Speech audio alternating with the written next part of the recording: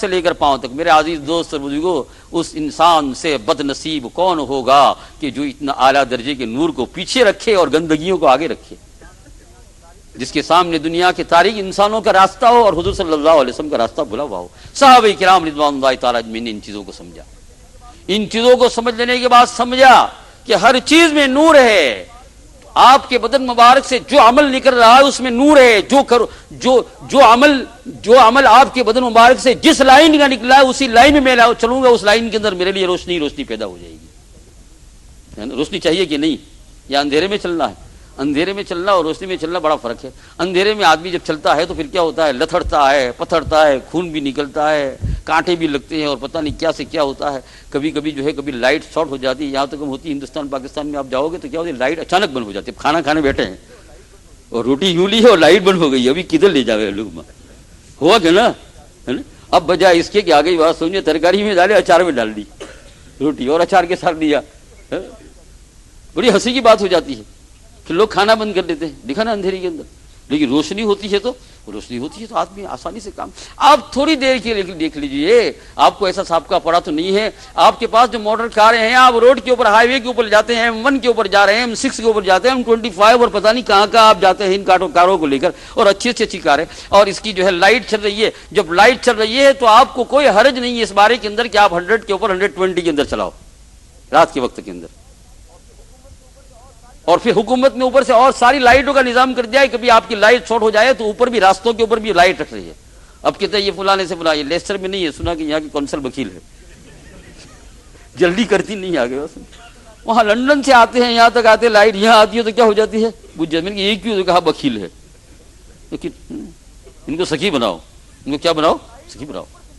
تو لائٹوں کا اوپر سے نظام کیا ہے؟ کیونکہ کبھی اگر یہ موٹر کی لائٹ کبھی شارٹ بھی ہو جائے، یا پھر یہ ہے کہ تمہاری موٹر کی لائٹ کچھ فوگ کی وجہ سے گڑبڑی کرنے لگے، یعنی پوری روشنی نہ دینے لگے، تو اوپر سے بھی لائٹ کا نظام ہے، نیچے سے بھی لائٹ کا نظام ہے۔ ارے نیچے جگہ ہے نہیں، ای آف کیٹ، ای آف، وہ لکھا نا، وہ پتھر لگے ہوئے ہیں ایک دم کنارے پر، لال لگے ہوئے ہیں، کیوں؟ ڈینجر ہے، اس سے آگے نہیں جانا۔ پھر کہیں گرین ہے، کہیں سفید ہے، کہیں کیا ہے، کہیں کیا ہے۔ نیچے بھی لائٹ، اوپر بھی لائٹ، اور کار کے اندر بھی لائٹ۔ ایسی لائٹ جب زبردست ہے تو پھر انسان چل رہا ہے اس لائٹ کے اندر، 120 کے اوپر چل رہا ہے، کوئی باندھا نہیں ہے۔ اگر راستے کے اندر اتنا ایک سگریٹ کا پیکٹ بھی پڑا ہوا ہے تو اس کو کیا ہو جاتا ہے؟ نظر آ جاتا ہے رات کے اندھیرے کے اندر۔ اور تھوڑی دیر کے لیے تصور کر لو کہ یہ نیچے کی بھی بند ہو جاوے، اوپر کا بند ہو جاوے، اور پھر جو لائٹ اندر تھی وہ بھی کیا ہو جائے؟ بند ہو جائے۔ اب کیا ہوگا؟ اب کیا کرے گا؟ اب چابی ایسی بند کر کے ایک طرف کو کھڑی کر دے گا اور یوں کر کے بیٹھ جائے گا۔ کیوں؟ لائٹ نہیں ہے، کیسے چلو؟ ارے چلاؤ نا، اس میں کیا؟ ارے کہاں چلاوے، مر جائیں گے ایسے، ہے نا؟ یہ ہے تو یہ دنیا میں مرنا نظر آتا ہے۔ زندگی گزارنے کے طریقوں میں دنیا اور آخرت دونوں کی لائن کے اندر سرکاری دو عالم صلی اللہ علیہ وسلم جس نور کو لے کر آئے ہیں، اور نور کا معنی کیا ہے؟ آپ نے جو بتایا قولاً، اور آپ نے جو اعمال کر کے بتایا، یہ سارا کا سارا نور۔ اس نور کو لے کر چلو گے تو ہر لائن میں کیا ہو جاؤ گے؟ فاسٹ چلے جائیں گے، ورنہ ہر لائن میں ٹھکرانا پڑے گا۔ لیکن مار پڑتی ہے، ہمارے پاس لائٹ نہیں ہے، اس لائٹ کو ہم نے بجھا دیا، مار خوب پڑ رہی ہے، لیکن مار پڑتی ہے، لیکن اتنی زیادہ مار پڑی۔ آپ نے دیکھا نا، بعض بچے ایسے ہوتے ہیں کہ ان کو باپ اور ماں بہت مارتے ہیں، تو پھر کہتے ہیں بھائی اتنا مت مارو، کیوں؟ مار کے پھر نپٹ ہو جائے گا۔ دیکھو جب بچوں کو بہت مارتے ہیں نا، تو اب اس کو 25 لکڑی ماری، 25 دھیک ماری تو کچھ نہیں ہے اس کو، تو وہ تو اس کا پریکٹیکل بن گیا، اب تو پریکٹس بن گئی ہے نا۔ بہت مت مارا کرو، ذرا تھوڑا، تاکہ کیا اس کو نا، اب مار کے اس کے بدن کو ایسا ٹھپو کر دیا کہ اس کو احساس ہی نہیں رہا۔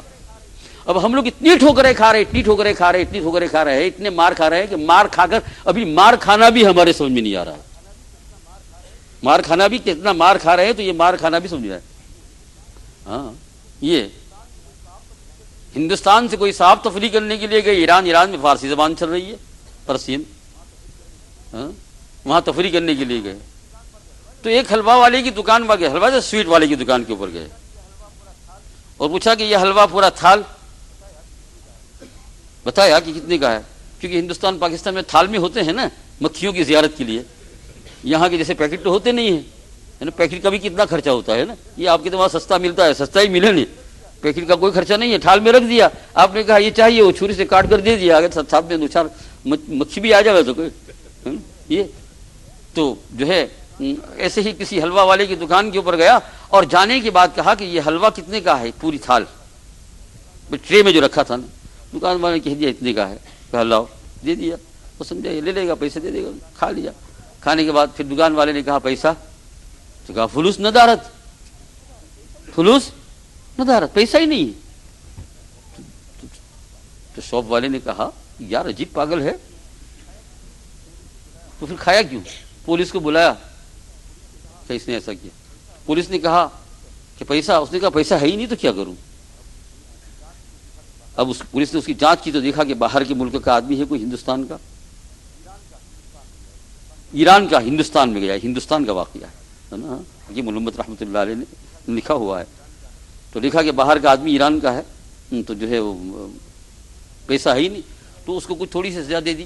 سزا یہ دی کہ بھائی ایسا کرو کہ اس کا آدھے سر کے باہر نکال لو، آدھے سر کے رہنے دو، اور ایک جو ہے کیا منگاؤ، گدھا منگاؤ، کیا کہتے ہیں، ڈنکی، یہ اس کے اوپر اس کو بٹھاؤ، اور پھر جو ہے اس کے منہ کو کالا کرو، اور اس کے جس ڈونکی گدھے کے اوپر بٹھایا اس کے پیچھے ایک ڈبہ باندھو، اور بچوں کو بلاؤ بہت سارے شہر کے، اور ان کے ہاتھ میں ایک ایک ٹرے دو، تھال، اور ایک ڈنڈا دو، اور یہ ایسا بجائے اور اس کو سارے شہر میں پھرائے۔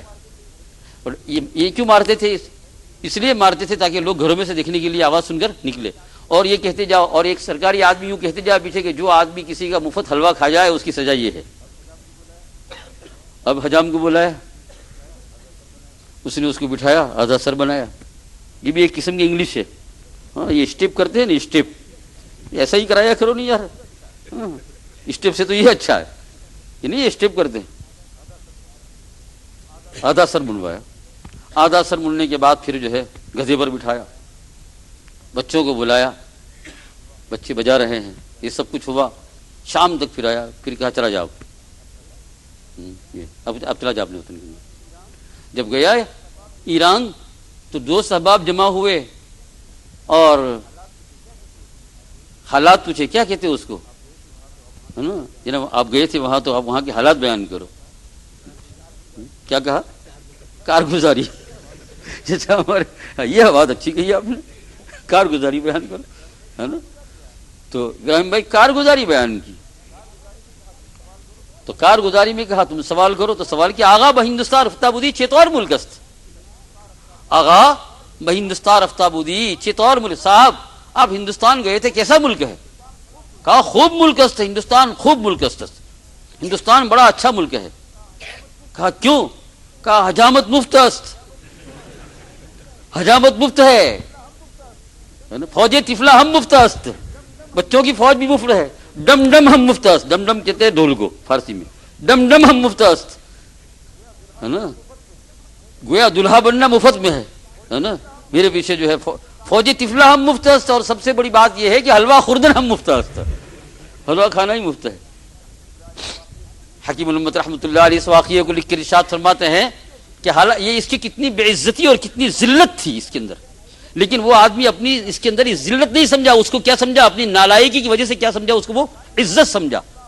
سرکار دو عالم صلی اللہ علیہ وسلم کے ہر لائن میں نور بکھرے ہوئے ہیں، امت کے لیے اس لیے آئے، دنیا کی لائن سے، آخرت کی لائن سے، جس لائن میں پڑ جاؤ گے نور ہی نور ہے، اس نور پر چلو گے تو عزت، اور جاؤ اس نور کو چلو گے تو میں نے کہا بے عزتی، ٹھوکرے، مار کھانا، لیکن اتنی مار کھا رہے، اتنے نپٹ ہو گئے، اتنے نپٹ ہو گئے ہیں کہ یہ مار کھانا بھی سمجھ میں نہیں آ رہا۔ اس معمے کو حل کرنے کے لیے ایگزامپل اور مثال کے طور پر دیکھ لو، زندگی کا ایک شعبہ ہے بیعت سے، سود سے مکان خریدنا اور اس میں رہنا۔ دوستو باتیں اس لیے کروں اور تم اس لیے سنو کہ رمضان المبارک میں حق تعالیٰ جل شانہ اس نور کے اندر ہم کو لا دے، ہے نا۔ کون سا نور؟ سرکار دو عالم صلی اللہ علیہ وسلم، ہاں وہ نور بکھرا ہوا ہے، بکھرا ہوا ہے، یہ تو نظر نہیں آتا ہے آپ کو، مسجد کے کونے کونے کے اندر، راستے کے اندر، مدینہ کی گلیوں کے اندر، روزے کے اوپر، ہر جگہ کے اوپر حضور صلی اللہ علیہ وسلم نور بکھرا ہوا نظر آتا ہے دیکھنے والوں کے لیے، بکھرا ہی بکھرا ہوا ہے نور ہر جگہ کے اوپر، اور ہر عمل میں نور بکھرا ہوا نظر آتا ہے، ہر عمل میں بکھرا ہوا نظر، اور جہاں تاریکی ہو جاتی ہے وہاں یہ بھی آتا ہے کہ یہاں سے یہ نور ہٹ گیا۔ جو مکان سود کا کھڑا ہوا ہے، مرد مومن رہتا ہے کہیں گے اس کے اندر نور بجھ گیا ہے, لائٹ بجھ گئی ہے, بالکل یہ آدمی اندھیرے میں رہتا ہے, اگرچہ بظاہر اس کے اندر جو ہے 10-10 12-12 لائٹ ایک ساتھ لگی ہوئی ہے.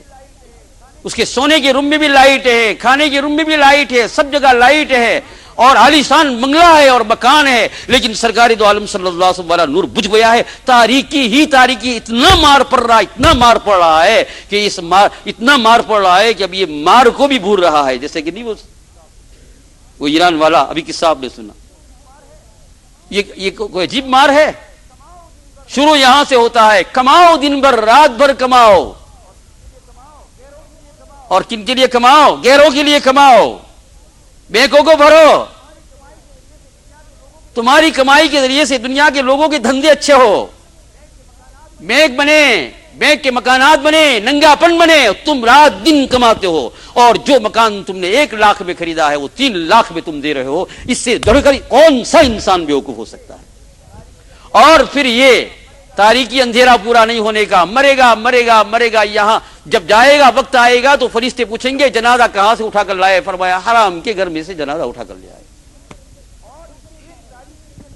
اور اس ایک تاریکی کے اندر اندر سب ٹھوکریں کھا رہے ہیں, اسی میں طلاقیں ہو رہی ہے, اسی میں بچے ماں باپ کے نافرمان ہو رہے ہیں, اسی میں بیوی شوہر کو گالی دے رہی ہے, شوہر بیوی کو مار رہا ہے. وہ تعویذوں کو لے کر یہ چاہتے ہیں کہ ہمارے گھر میں درستگی ہو. تم مر جاؤ, تم ہزاروں تعویذوں کو سارے گردن کے اندر لپیٹ لو, جب تک سرکار کا نور نہیں آئے گا تمہارے گھر کے اندر سکون آنے کا نہیں. صبح جی بات سمجھ میں آ رہی ہے؟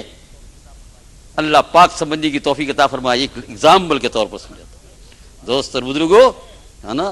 ہاں, یہ نور کیا ہے؟ یہ نور تو جب کلمے کے ساتھ جب ہم جائیں گے, اللہ لے جائے, اور کفن میں جب لپٹیں گے, اور جب قبر کے اندر جائیں گے, اور پھر جب سرکار دو عالم صلی اللہ علیہ وسلم دور سے یا قریب سے بقول حاجی امداد اللہ رحمۃ اللہ علیہ جب دیکھیں گے تو کہیں گے کہ یا اللہ یہ تو سارا نور ہی سے بھر گیا, کون ہے؟ کہا نہیں پہچانتا ہے. کہا وہی ہے جس کو نور کے ساتھ تو دنیا میں چلتا تھا, وہی آ گئے ہیں, وہی آ گئے ہیں, دور سے آ گئے ہیں, تیرے پاس بہت قریب نہیں آ رہے ہیں, تیری تسلی کے لیے دور سے آ گئے ہیں.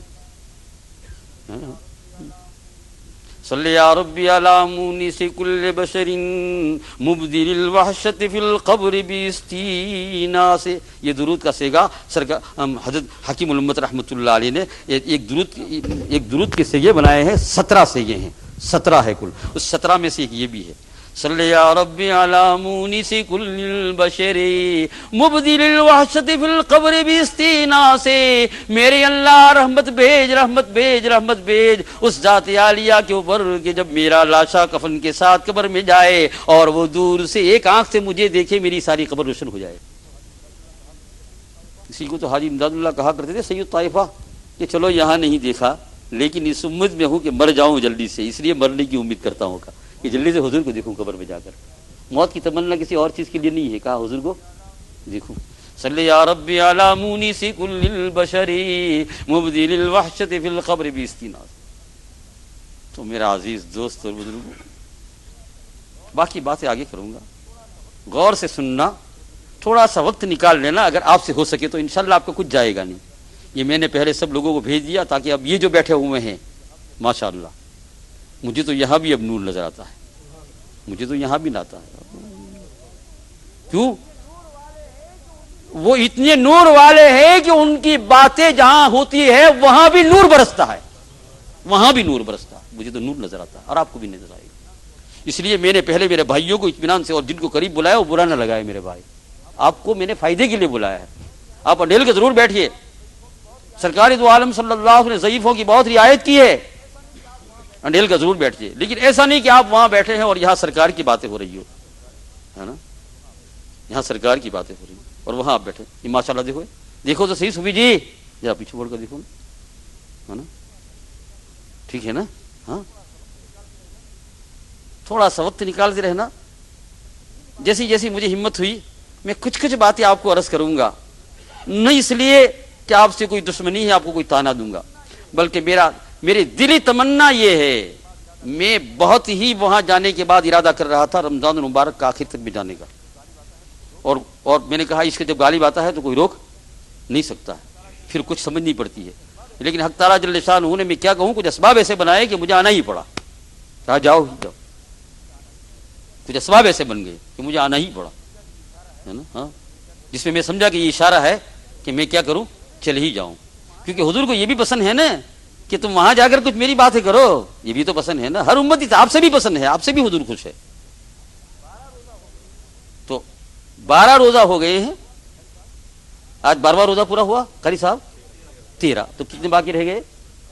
اعتکاف کو 7 روزے باقی رہ گئے ہیں. 7 روز کے بعد تو پھر یہی اللہ نے چاہا تو ہے, ہاں, اللہ کے چاہے کچھ نہیں ہو سکتا ہے, پھر یہی پوٹلا بستر لے کر آنا ہے. یہ 7 دن ہے اور باقی بھی 10 دن رہ جاتے ہیں. تھوڑا سا آپ وقت عشاء کے بعد نکالو, اور اگر آپ کا دل چاہے تو آپ نے آپ کے اور بھائیوں کی بھی دعوت دو. ریسیور پر وہ چیز نہیں ملنے کی جو یہاں ملنے کی ہے, تمہیں اور مجھے دونوں کو, اور محتاج تم بھی ہے, اور جتنے تم محتاج ہو اس سے بڑھ کر میں محتاج ہوں. یہ اللہ پاک توفیق عطا فرمائے. تو میں نے کہا یہ نور ایک ایگزامپل دے دیا ہے, اس مثال کے ذریعے سے, ایگزامپل کے ذریعے سے آپ بہت ساری چیز سمجھ چکے ہیں. تو کم از کم اس کے اوپر غور کر کے آج کی اس مجلس کے اندر ایک نور کو لے کر چلے جائیے. اگر کوئی صاحب یہاں بیٹھے ہیں, سود کا مکان ہے, چپکے سے یہاں یا گھر پر جا کر پہلے تو خدا سے دعا کر دیجیے, میرے مولا کریم تو نے سب کو رکھا ہے, چڑیا کو رکھا ہے, کیا مجھے نہیں رکھ سکتا ہے؟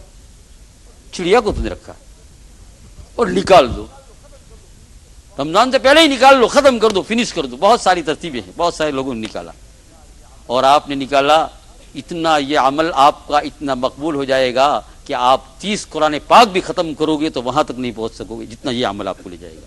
پھر دیکھیے آپ کی زندگی میں کس طریقے چلتا ہے. انہی چند باتوں پر ختم کرتے ہیں, اور میں نے کہا ہے قد جاءکم من اللہ نور, ہاں, خدا چاہے تو اب یہ نور ہی کے اوپر چلتے رہیں ہم 30 دن. آپ دیکھیے اللہ تعالیٰ عطا فرمائے. اور یہ عجیب بات ہے کہ مجھے نزلہ اور زکام کی سخت شکایت, لیکن اس کے باوجود جب ان چیزوں کو لے کر بیٹھا ہوں ابھی مجھے ایسا لگتا ہے کہ مجھے کبھی نزلہ زکام ہوا ہی نہیں. آ گئی بات, ہوا ہی نہیں ہے, کبھی ہوا ہی نہیں. عجیب بات. اب جہاں بند کریں گے اور پھر کرنا شروع کریں گے, ہوا ہی نہیں کچھ. 2 وقتوں میں سب بند ہو جاتا ہے, ایک تو تلاوت قرآن سننے کے وقت میں, اور ایک حضور صلی اللہ علیہ وسلم عائی ذکر النعمان لنا ان المسک وکررته تزو. ارے انسان مسک کو تو جتنا زیادہ گھستا رہے گا اتنی ہی خوشبو کیا ہوتی رہے گی, بڑھتی رہے گی. یہ تو ایک مسک ہے سرکار دو عالم صلی اللہ. کیسے کیسے نورانی اعمال کیا کیا ہوتے ہیں, کس کس طریقے سے. حق تعالیٰ جل شانہ توفیق عطا فرمائے. چند منٹ کے لیے انشاءاللہ دعا کر لیجئے, ہے نا. اور میں نے کہا ذرا دل پر زبر کر کے ہو سکے تو آپ ان مجلسوں کو کیا کرنا, برقرار رکھنا. بسم اللہ الرحمن الرحیم, الحمدللہ رب العالمین. ہو جائے جو حضرات دور سے بیٹھے ہیں